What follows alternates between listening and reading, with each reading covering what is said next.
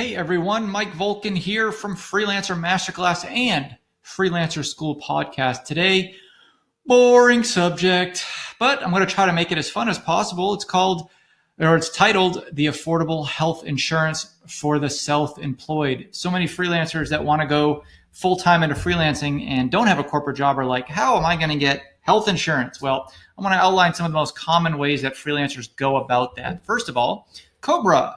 So if you just left your corporate job, Cobra lets you temporarily keep the same employer-based health plan you had at your old job. And you can do that for up to 18 months. Yes, everybody's heard of Cobra, and yes, it's expensive, but hey, it's pretty easy to make that transition. The plan you're already familiar with, and it's already in place, and you just got to sign up. It's really easy to sign up, and you're good to go. You don't have to worry about health insurance for 18 months. Just try not to get sick because it's pretty expensive. But at least you're covered, right? And then there's short-term health insurance. So short-term policies have high out-of-pocket costs and are unlikely to cover pre-existing conditions. So if you're that type of person that has a pre-existing condition, maybe your short-term health insurance policy is not for you. Maybe industry-specific health insurance is right for you. And that option is for everyone from caregivers to college alumni groups, but always read the fine print in these situations so you'll avoid paying more for a plan that gives you less in the way of health care compared to going in alone in the health insurance marketplace. Okay.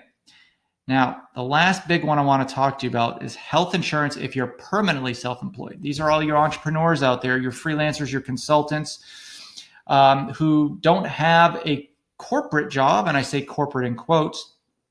Private health insurance. It's a plan that offers a wide range of benefits from access to in-network providers and hospitals and annual checkups and preventative care. Now, what you need to do if you're interested in private health insurance is simply contact an independent insurance agent for details. One of our friends, one of our lead instructors at Freelancer Masterclass owns the company Pogo.co, Pogo.co, and they specialize in health insurance for the self-employed. So go ahead and check them out. They're going to give you some great options. We have a lot of freelancers that use them and are very happy with them. Another option is healthcare sharing ministries. You may have never heard of this before, but check this out. It's actually something that does exist.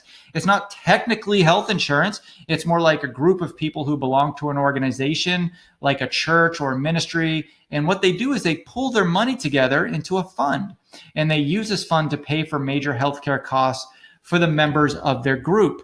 Now, it is a good option, this healthcare sharing ministries, if you're healthy and don't have any dependents, but there are downsides, okay? So namely, there are restrictions on what the ministry might agree to pay for and might not agree to pay for. And ministries are not regulated by the ACA, the Affordable Care Act, okay? So what that means is they're not required to cover your pre-existing conditions.